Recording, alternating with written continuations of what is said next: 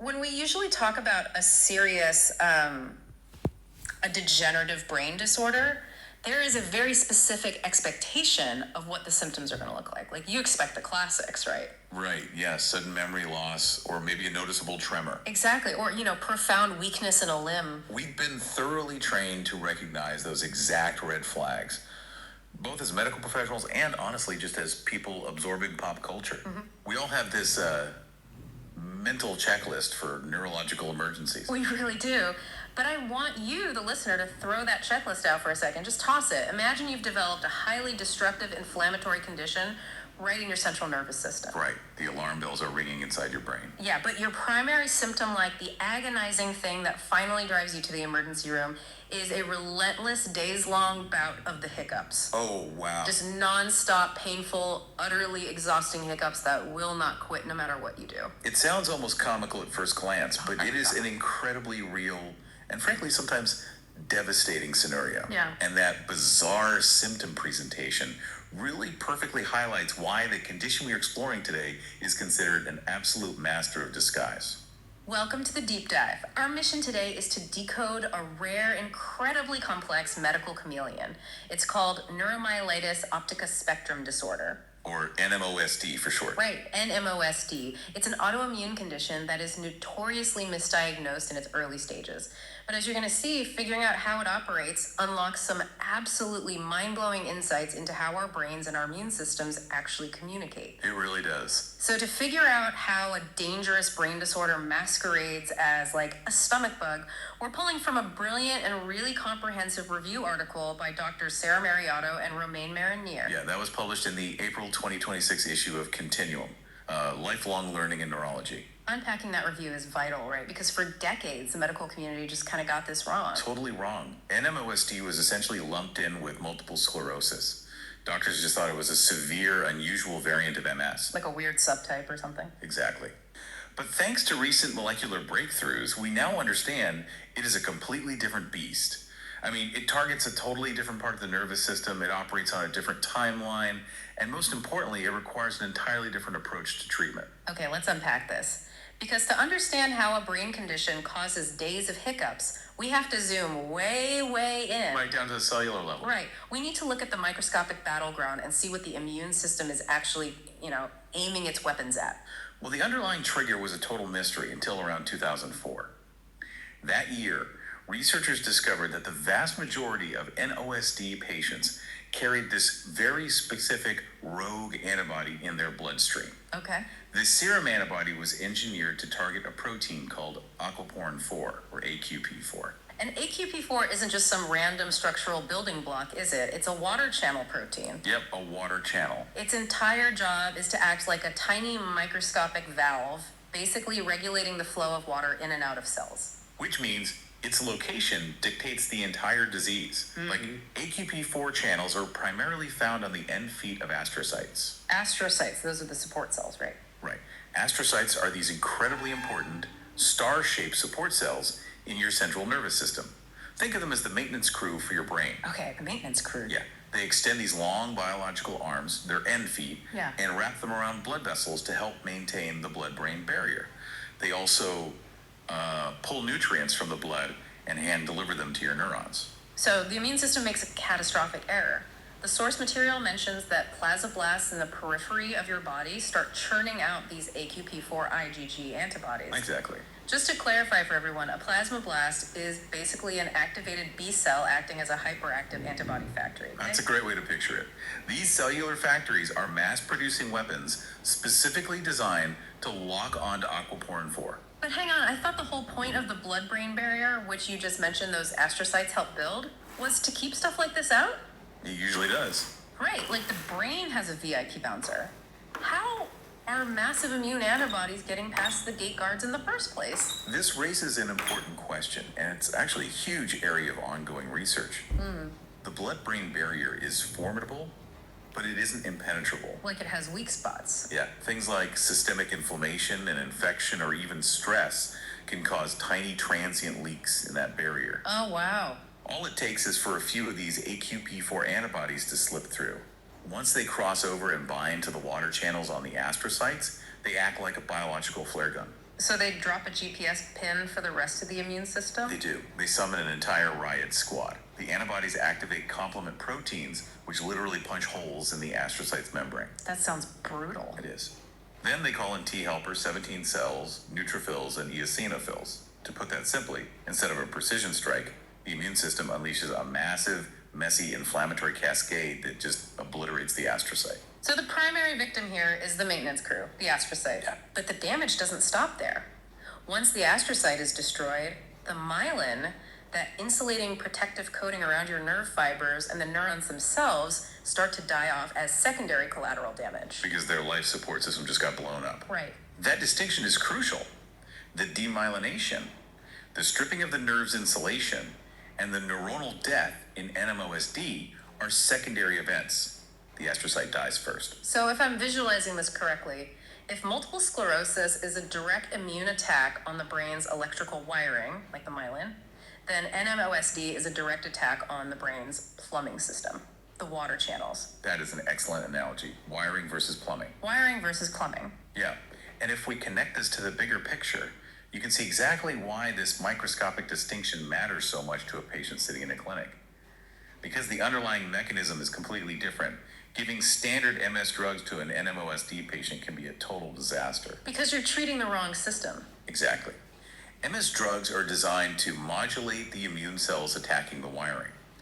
If you give those to a patient whose plumbing is under attack, the drug is entirely ineffective. Wow. In fact, some MS therapies actually alter the immune environment in a way that makes NMOSD exacerbations much worse. That's terrifying. It is. Finding that precise biological marker, the AQP4 antibody, quite literally changed the entire paradigm of how we treat this. Okay, so if this rogue immune army is indiscriminately blowing up the brain's plumbing system, where does the patient actually feel the fallout? Right. The physical symptoms you experience are going to happen exactly where those water channels are most densely clustered, right? It's entirely dictated by cellular real estate. Okay. Where the target density is highest, the inflammatory fire burns the hottest.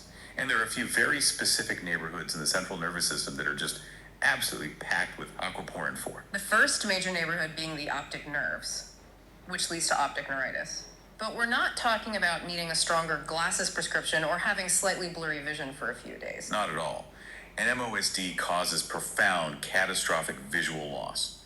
We are talking about visual acuity plummeting to 2200, or much worse, practically overnight. Practically overnight. Yes. Furthermore, it frequently hits both eyes simultaneously, which is highly unusual in typical multiple sclerosis. Wow. If you look at an MRI of an NMOSD patient experiencing this, the lesions, the physical scars of the inflammation are incredibly long. How long are we talking? They often extend over more than half the entire length of the optic nerve, frequently reaching all the way back into the brain to involve the optic chiasm. That's the intersection where the optic nerves cross. So you have this devastating sudden attack on your vision, but the other massive cluster of these water channels is located down in the spinal cord, causing myelitis. And just like the damage to the optic nerve, the inflammation in the spinal cord is shockingly extensive. It causes a hallmark clinical finding called longitudinally extensive transverse myelitis, or LETM. Okay, break that down for me. Sure. Transverse means it cuts across the whole width of the cord. And longitudinally extensive means the lesion spans 3 or more vertebral segments in length. That's huge. It's a massive continuous inferno of inflammation. The resulting damage can cause complete paraplegia or quadriplegia. The review article also mentions something called Lermit sign. What exactly is happening there mechanically?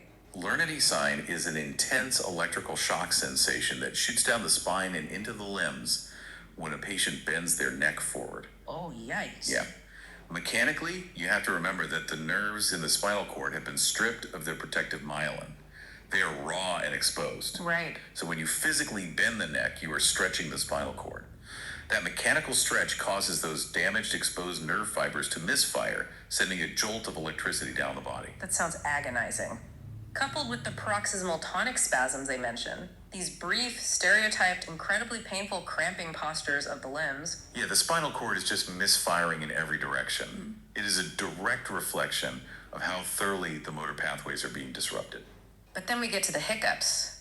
The area postrema syndrome. This is the one that completely threw me when I was reading the source material. It's fascinating. Totally. The area postrema is this tiny structure located in the dorsal medulla of the brainstem. And apparently it's just coated in AQP4 water channels. Heavily concentrated. And when the immune system attacks that specific cluster, it triggers intractable nausea, vomiting, and hiccups that can last for consecutive days or even weeks. Wait, I have to stop you there. Are you saying a patient could realistically go to an urgent care or be referred to a gastroenterologist for 5 days of relentless vomiting, totally unaware they are actually having a destructive autoimmune attack on their central nervous system? It happens far more frequently than you'd think. That is wild. These patients are often subjected to upper endoscopies, gastrointestinal imaging, drastic dietary restrictions, all while the real fire is burning unchecked in their brainstem. Because nobody's looking at the brain. Exactly. And the evolutionary reason the area postrema triggers these specific GI symptoms is really fascinating.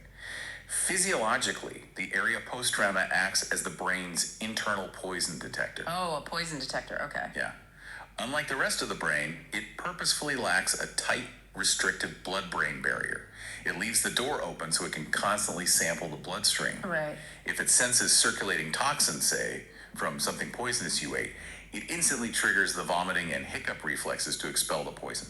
Oh, wow. So NMOSD is essentially hijacking a survival mechanism. That's exactly it. The immune system attacks the water channels, the resulting inflammation agitates the area postrema, and the brain incorrectly panics, thinking, I've been poisoned, I need to vomit immediately. That's the core of the problem. It's a false alarm being pulled by your own antibodies. And there's one more key anatomical region we have to mention. What's The diencephalon, which houses the thalamus and hypothalamus. The hypothalamus regulates our most basic survival drives. When lesions form there due to an NMOSD attack, the regulatory systems just crash. What does that look like? Well, you see severe sleep disorders, including sudden onset narcolepsy. You see hyperphagia, which is an extreme, insatiable biological hunger. And you can see a condition called SIADH, the syndrome of inappropriate antidiuretic hormone. That's where the body hoards too much water and dangerously dilutes the sodium in your blood, right? Correct. A severe drop in blood sodium can lead to seizures or a coma. It really is the ultimate chameleon. I mean, blindness, paralysis, severe sleep disorders, extreme hunger, hiccups, all branching out from the exact same microscopic plumbing issue. It's all the same disease. So transitioning from the what to the who is actually facing this. If the demographics are so distinct from MS, what does the patient population look like? And what does it tell us about the immune system as a whole? NMOSD has a documented worldwide presence, but the demographic breakdown is striking. It disproportionately affects females, usually hitting in middle age, around 40 years old. Okay. And while multiple sclerosis has a notably higher prevalence in populations of Northern European descent, NMOSD flips that script. It shows a significantly higher prevalence in Asian, Pacific Islander, and Black populations. And when we talk about a disease like this, the immediate question is always, is it genetic? If a listener has a parent with NMOSD, are they guaranteed to inherit it? The short answer is no. It is not a monogenic disease. There isn't one single NMOSD gene that you inherit directly. Okay, that's somewhat reassuring. However, the condition is strongly associated with specific human leukocyte antigen, or HLA alleles. Let's slow down for a second. What exactly is an HLA allele, and why does it matter here? Think of HLA molecules as biochemical ID badges that sit on the surface of your cells. Your immune system acts like a security guard, constantly checking these ID badges to distinguish your own tissue from foreign invaders like viruses. Right, checking IDs. Exactly. The specific types of ID badges you have are determined by your HLA alleles, which are genetic. If you inherit certain variations of these alleles, your immune system security guards might be slightly prone to misreading the ID badges, mistaking your own proteins like aquaporin 4 for an invader. I see. Your genetic makeup essentially preloads the gun. An environmental trigger just pulls the lever. Here's where it gets really interesting to me. The sources spend a lot of time discussing this concept of autoimmune clustering. It seems like these diseases travel in packs. Let's take that a step further because they absolutely do. Approximately 30% of NMOSD patients already have or will eventually develop another distinct autoimmune disease. Wait, 30%? That's huge. It is. We see high overlaps with systemic lupus erythematosus, Sjogren syndrome, and myasthenia gravis. Furthermore, if you analyze their blood work, Even in patients who don't have symptoms of those other diseases, you'll frequently find non-organ specific antibodies. Like what? For example, anti-nuclear antibodies, or ANA, are found in up to half of all NMOSD patients. So, if you're a clinician treating a patient for lupus, or if you're a listener who has Sjogren's syndrome and suddenly you experience severe, painful vision loss, you shouldn't just assume it's a random complication of your current disease. You need to sound the alarm for NMOSD. That recognition is critical. Autoimmunity isn't usually just one rogue sniper firing a single shot. It indicates a system-wide vulnerability to friendly fire. Right. If the immune system has already demonstrated it's willing to attack the joints or the skin, it is biologically capable of deciding to attack the central nervous system next. Wow. Connecting those dots early, saying, wait, a history of autoimmunity plus sudden paralysis or vision loss equals an immediate check for AQP4 antibodies, is what saves a patient's mobility. Which brings up the sheer urgency of all this, because unlike multiple sclerosis, where a patient might experience a slow, smoldering accumulation of disability over years or decades, NMOSD attacks are described more like a bomb going off. That's a grim but accurate way to picture it. The disability sustained during a single NMOSD attack is often severe and irreversible. A patient can literally go from perfectly healthy to permanently paralyzed or legally blind in a matter of days. Just days. In MOSDs, patients often recover significantly between relapses. In NMOSD, the recovery is usually poor. Catching it and stopping the attack is quite literally a race against the clock. So how do you confirm it? What are the diagnostics looking for? Because you don't just run a standard blood panel. Right, you test the blood for the AQP4 IgG antibody, but the method of testing matters immensely. The authors of the review strongly recommend using what's called a live cell-based assay. It offers the absolute highest sensitivity and specificity. Why does it have to be a live cell? Why can't they just look for the antibody binding to dead tissue in a petri dish? Because biology operates in 3 dimensions. Proteins like aquaporin-4 fold into complex 3D shapes when they sit in the membrane of a living cell. The rogue antibodies are trained to recognize that specific 3D shape. If you use older testing methods with dead, fixed tissue, the proteins flatten out and lose their natural structure. Oh, I get it, like a crushed lock. Exactly. The antibodies might not recognize the flattened protein, giving you a false negative. You missed the diagnosis entirely just because the lab test wasn't sophisticated enough. That is wild. The shape of the lock has to perfectly match the key. And the review mentions they're increasingly looking at other biomarkers too, right? Proteins like GFIP and NFL. Why are those so important? Because they tell us exactly what kind of structural damage is happening in real time. GFP stands for glial fibrillary acidic protein. It's essentially the internal scaffolding that holds an astrocyte together. Okay, the astrocyte scaffolding. Right. If we detect high levels of GFAP spilling into the blood or cerebrospinal fluid, we know those support cells are actively being blown apart.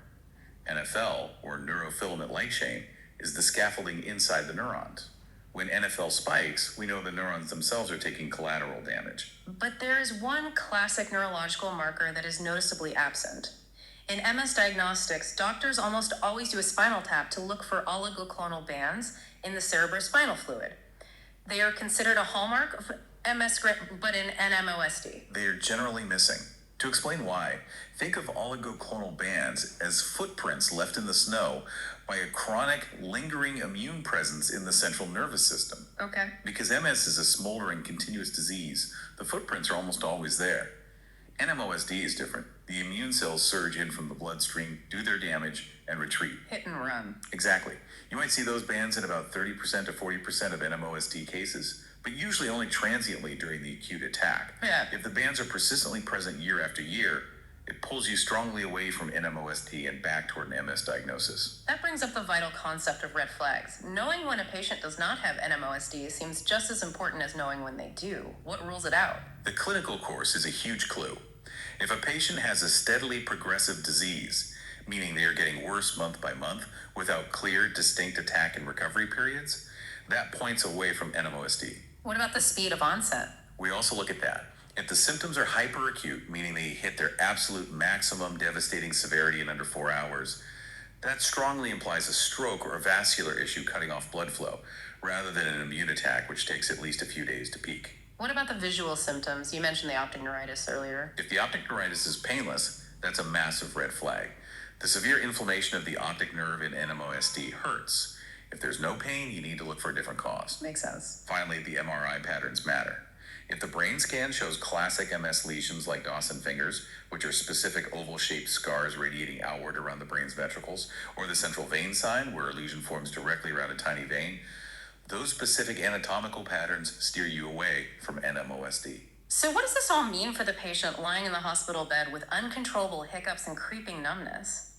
If this is a race against time, but the live cell-based assay takes days to process at a specialized lab, you can't just wait around crossing your T's and dotting your I's. No, you can't. Yeah. What's fascinating here is how the timing dictates the medical protocol. As we discussed, NMOSD patients generally don't slowly accumulate disability during the off months between attacks. The permanent damage is entirely attack-driven. Right. You take the permanent hit during the flare-up, therefore an acute attack is treated as an absolute drop-everything emergency. So the goal is to extinguish the fire instantly. Exactly. The first line of defense is blasting the nervous system with incredibly high doses of intravenous steroids to shut down the inflammation. And if that doesn't work? If the patient doesn't respond to steroids almost immediately, the guidelines dictate a rapid escalation to apheresis. Apheresis is a process where the patient's blood is physically cycled through a machine to filter out and remove those destructive AQP4 antibodies. Oh, wow. Just filter it right out. Yeah, and you are entirely correct. The clinical guidelines state you should not wait for the AQP4 antibody test results to come back if the clinical suspicion is high enough. If you have a patient with severe hiccups and longitudinally extensive spinal cord lesions, you treat immediately to save the tissue. You ask questions later. And once the fire is out? Then the strategy shifts to prevention. Because a single relapse can be catastrophic, these patients must be placed on chronic, potent immunosuppressive therapies to ensure another attack never has the chance to materialize. The stakes are just astronomically high. And I think that really brings home why we wanted to do this deep dive today.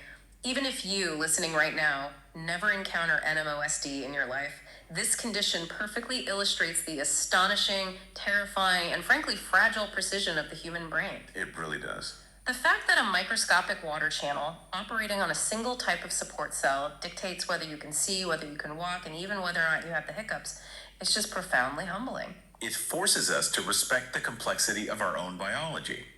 And it highlights exactly why precise, biologically based medical diagnoses are the absolute future of healthcare. We can't just treat blanket symptoms like numbness or vision loss anymore. We have to identify the exact molecular target the body is fighting over. But there is one lingering mystery from the Mariotto and Marinier review that we have to leave you with today. We've spent this entire time talking about the aquaporin 4 antibody, but there is a small minority of NMOSD patients who are officially classified as seronegative. Right. It's the puzzle we still haven't solved. Yeah. These seronegative patients experience the exact same devastating clinical attacks. They have the same dangerously long spinal cord lesions on the MRI, the same severe, painful optic neuritis. But when doctors run that highly sensitive live cell-based assay on their blood, they have no AQP4 antibodies. None. The brain's plumbing system isn't the target. Which leaves a gaping hole in our understanding of the disease mechanism for that specific subgroup. So we leave you, the listener, to ponder this. In those seronegative patients, if their immune system isn't aiming at the water channels, what invisible target is it aiming at? What unseen ghost in the machine is triggering the hiccups this time? Thanks for joining us on this deep dive. Keep questioning, keep learning, and we'll see you next time.